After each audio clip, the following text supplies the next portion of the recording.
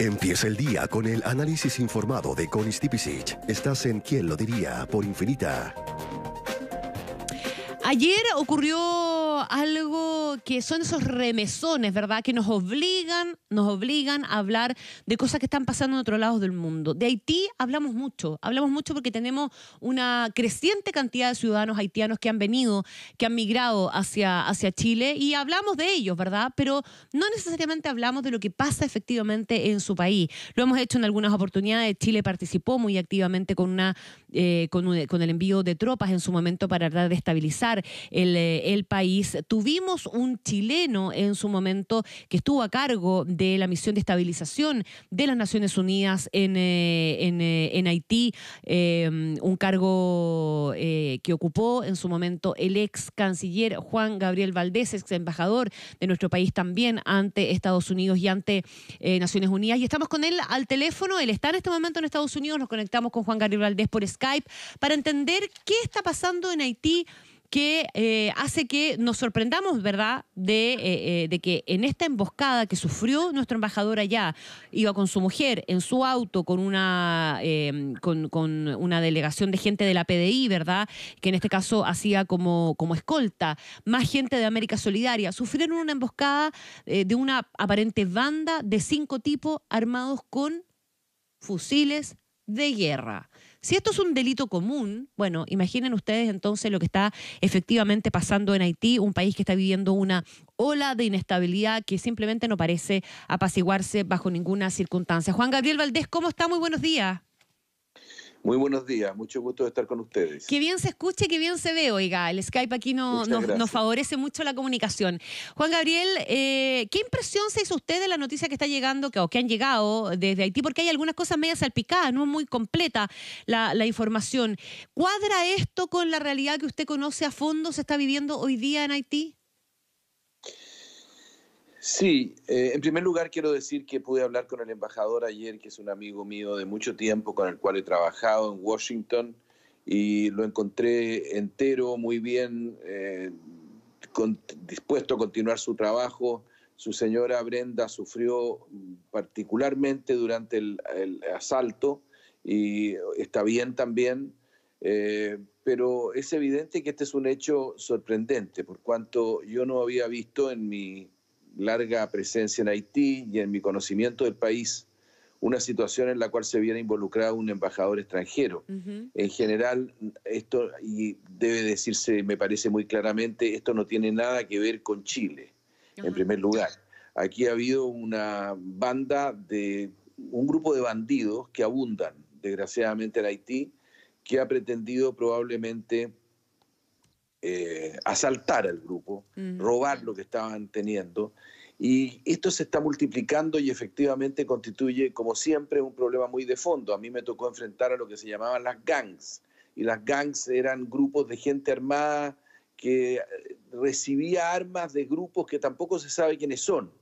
El problema de Haití hoy día es que hay una descomposición profunda del sistema político, de la sociedad, por cuanto los niveles de corrupción, los niveles de deshonestidad, de robo del dinero de Petrocaribe, de robo del dinero del terremoto, tiene a la población enfurecida contra una élite que es incapaz de hacerse cargo del país y es incapaz de darle una conducción.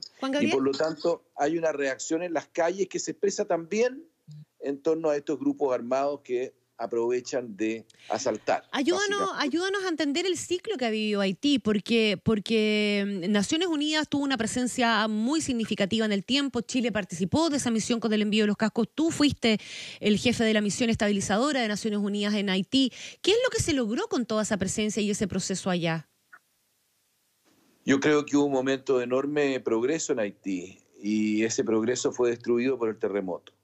Nosotros llegamos a un país que estaba en guerra civil, ese país durante los próximos 2 años y luego con otro jefe de la misión y con un gobierno crecientemente en control de la situación, logró abrir espacios de desarrollo y abrir espacios de progreso. Se habló de turismo, se habló de inversión, se realizaron reuniones de inversionistas, había la posibilidad de generar una economía que comenzara a funcionar. Sin embargo, vino el terremoto y destruyó de una manera como muchas veces a nosotros nos cuesta imaginar. Hay que pensar de que algo así como 40% de los funcionarios públicos del país murieron en el terremoto. Que todos los ministerios del Estado quedaron sepultados en un país donde efectivamente había una dificultad enorme de conseguir cuadros que permitieran tener la capacidad profesional para avanzar, dado la inmigración, la extraordinaria inmigración haitiana hacia afuera. Eso constituyó un golpe mortal a la capacidad de la sociedad de avanzar. Y en ese contexto, además, se prometió una cantidad gigantesca de dinero. Yo diría que esa cantidad gigantesca de dinero, en vez de resolver el problema y de avanzar, aumentó la corrupción de grupos que están siempre dispuestos a aprovecharse del dolor de su país. Eso es dramático, es tremendo lo que estoy diciendo, me doy cuenta, pero efectivamente se multiplicó todavía más con los planes de Chávez en apoyo a Petrocaribe, el apoyo de Petrocaribe al desarrollo haitiano. Por lo tanto, aquí hay una responsabilidad evidente de la clase dirigente haitiana, y la reacción de la gente entonces es una reacción que estamos viendo por lo demás en el mundo entero en contra de las élites, pero aquí adquiere una característica muchísimo más explosiva y brutal porque se da en un país de una pobreza enorme. Hay que pensar que Naciones Unidas anunció hace 3 meses atrás que desde abril, mayo, junio hay 2.500.000 personas en Haití que no tienen que comer. Y eso significa una proporción enorme de una población de 10, 12 millones de personas. ¿A quién le importa Haití en el mundo, Juan Gabriel Valdés? Lo pregunto en el sentido literal de las palabras que estoy ocupando, porque siempre se dice que a Venezuela, ¿verdad? Los ojos se giran hacia Venezuela porque en Venezuela hay petróleo y finalmente es un país rico. Con Nicaragua menos porque Nicaragua no tiene tanto, y con Haití mucho menos porque Haití simplemente no tiene nada que ofrecerle al mundo. Hay un poco de eso también en la lógica de cómo se actúa en aquellos países que enfrentan este tipo de dificultades. Sin duda, yo me acuerdo de una historia en que todas las veces, de una historia que me contó un corresponsal de France Press que me decía que todas las veces que él llamaba a Miami para informar de algo positivo en Haití, le contestaban, no, sangre es lo que queremos, sangre. Si no hay sangre en Haití no interesa. Y ese drama de la sociedad haitiana se sigue proyectando en el tiempo. No hay interés, salvo cuando los haitianos sufren de manera brutal o cuando surge una emigración gigantesca hacia los Estados Unidos. En este momento hay una disputa política a nivel alto entre el presidente y el primer ministro. El primer ministro ha renunciado, el Congreso y el Senado tienen algo paralizada la función gubernamental. Hay una parte muy importante de la población que quisiera que el presidente se fuera porque lo hacen culpable de la pérdida de dinero de Petrocaribe, pero en realidad la situación en las calles es muy compleja. Entiendo que vienen manifestaciones el viernes. Todo esto es aprovechado por grupos organizados de bandidos que asaltan y que tratan de conseguir ventajas a partir de armas que son entregadas, no se sabe nunca por quién. ¿Por quién? Y entonces, como dije yo ayer en algún momento, hay la posibilidad del asalto, pero también la posibilidad de que un grupo quiera simplemente sembrar el caos, que es algo que aprovecha a un grupo que está tratando de tomar posiciones de poder. ¿Nos puedes ayudar a hacer una especie de mapeo de la sociedad haitiana, Juan Gabriel Valdés? De la caricatura de los ricos y los pobres. ¿Quiénes son los ricos y los pobres? ¿Quiénes son los que ostentan el poder? ¿Cómo funciona desde el punto de vista político la organización en Haití? Bien básica la pregunta. Sí, y compleja de contestar porque no es fácil, pero hay una élite que tiene un poderío económico no menor, que controla ciertos recursos que hay en Haití, el ingreso de energía y los depósitos de energía y de petróleo, de gas. Haití no tiene energía propia, tiene que importarla. La situación de todo lo que significa la importación de comida. Haití importa la mayor parte de lo que consume desde el punto de vista alimenticio, y entonces hay grupos que controlan, hay monopolios que controlan ese tipo de actividades. Lo mismo pasa con todo lo que tiene que ver con farmacéutica. Entonces hay un cuadro de personas que manejan esa riqueza, ya sea bancos u otras, o también el sector financiero, y que constituyen lo que se denomina siempre la élite haitiana. Bueno, esta élite haitiana tiene recursos importantes porque además tiene dinero afuera, tiene contactos afuera, particularmente en la zona de Florida, y tiene una gran movilidad. y si bien no participa nunca directamente en el poder, por cuanto el poder ha estado siempre reservado para, digamos, nativos de origen directamente africano, eso Aristide lo plantea, Aristide, y no solo Aristide, Duvalier lo planteó de una manera muy clara hace muchos años atrás. La negritude se llamaba, y la idea de que efectivamente en realidad había una polémica y una pugna entre negros y mulatos muy fuerte. Esta clase dominante, este grupo de élite, trata de controlar el poder. Martelly, el penúltimo presidente, el cantante, es precisamente una expresión de la manera como esa burguesía, ese grupo de élite se expresa en el manejo del poder.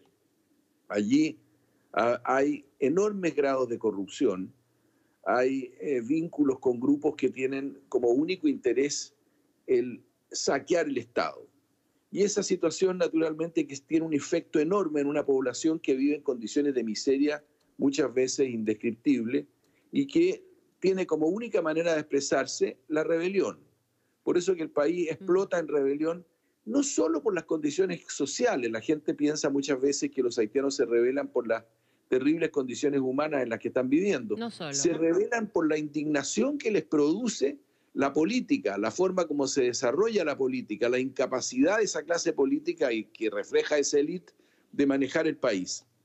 Y por lo tanto, la mayor parte de las rebeliones haitianas son políticas. Si uno mira lo que sucede, las indignaciones son políticas y los haitianos hablan solo de dos cosas en realidad, o de tres. Hablan de su supervivencia diaria en primer lugar, hablan de política y hablan de fútbol. Esas son las tres cosas que se hablan en Puerto Príncipe, pero la expresión de la política es muy fuerte y por lo tanto las rebeliones y las manifestaciones públicas, particularmente los actos de violencia, tienen mucho que ver en general con situaciones en las cuales han detectado en el poder debilidades o han detectado corrupciones evidentes en el poder. Y esto que ha pasado con Petrocaribe es absolutamente indignante. El dinero se perdió y no hay forma de explicar dónde está y se sabe exactamente quiénes lo administraron. Las Cortes de Justicia han dado una lista de las personas que participaron en ella, entre otras el expresidente Martelly, y también están vinculadas a empresas del actual presidente.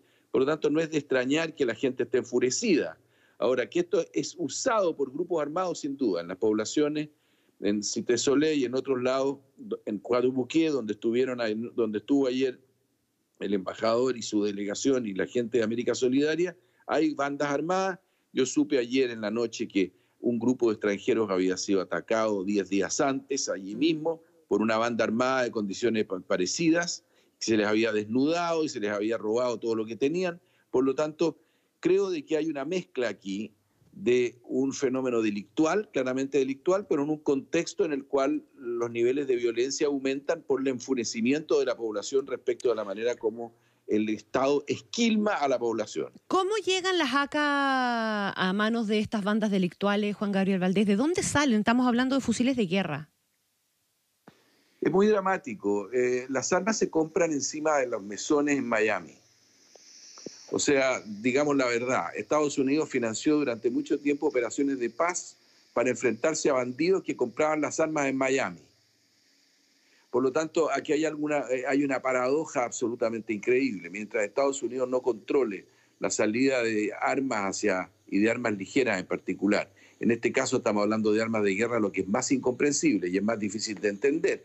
Pero yo diría que en Venezuela hay mucha AK dando vueltas, en primer lugar, y pistolas y armas de menores se encuentran, como ya dije, muy fácilmente en el mercado norteamericano.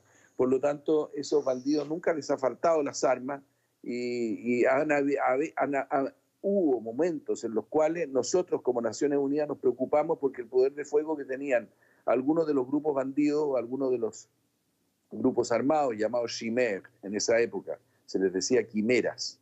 Esos grupos tenían a veces armamento que podía ser del mismo nivel que tenían los soldados de Naciones Unidas. Y en este caso muy superior al que tenía la escolta del embajador. Así es, salvo que, según he sabido, la escolta del embajador había tomado la extraordinaria precaución de tener una UCI adentro del automóvil. Una UCI. Por lo tanto, al usar la UCI, el grupo de bandidos arrancó entiendo que hay uno herido, gravemente herido o muerto, no está claro. Pero, no, nosotros estamos tratando de confirmar porque ayer en la tarde se había dicho que había una persona de América Solidaria que había resultado muerta, pero esa información no, luego se desmintió y nosotros estamos en proceso de intentar confirmarla, pero aparentemente no hubo víctimas fatales. Una persona que no está ubicable. Ya entiendo. Yo solamente no quiero abusar del tiempo de ustedes, pero quiero decir una sola cosa que me parece muy importante.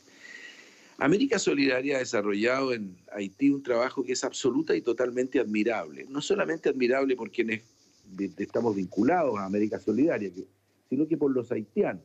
Es decir, es de las únicas organizaciones no gubernamentales que no toma decisiones por sí misma, sino que trabaja con los haitianos e incorpora a los haitianos a sus actividades de desarrollo social.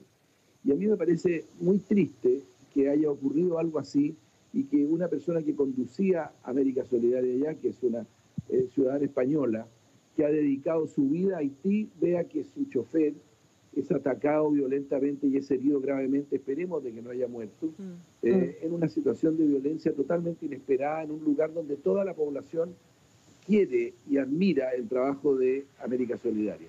Creo que hay que mencionar a América Solidaria en esto porque los chilenos muchas veces perdemos de vista lo que nuestro país hace en solidaridad con otros. Efectivamente, vale la pena. Bueno, este tipo de situaciones también sirven para poder mirar más de cerca la realidad, ¿verdad? Sobre todo en Chile, que estamos con tanta migración haitiana. Y entender un poquitito, cuando los veamos en la calle o nos refiramos a ellos, entender un poquito más de qué están escapando. Sí, exactamente. Sí. ¿Por qué escapan? ¿Por qué quieren estar en Chile? ¿Por qué incluso en condiciones muy tristes que viven en Chile a veces, ellos prefieren eso a los niveles de incertidumbre, violencia y sobre todo inestabilidad tremenda de la vida que hay para su gente en Haití? Juan Gabriel Valdés, ex embajador, ex canciller, ex encargado de la misión de Naciones Unidas en Haití. Muchísimas gracias por la conversación, que esté muy bien. Chao. Muchas gracias, Tony. Muchos saludos. Buenos días. Gracias. 8 de la mañana con 27 minutos.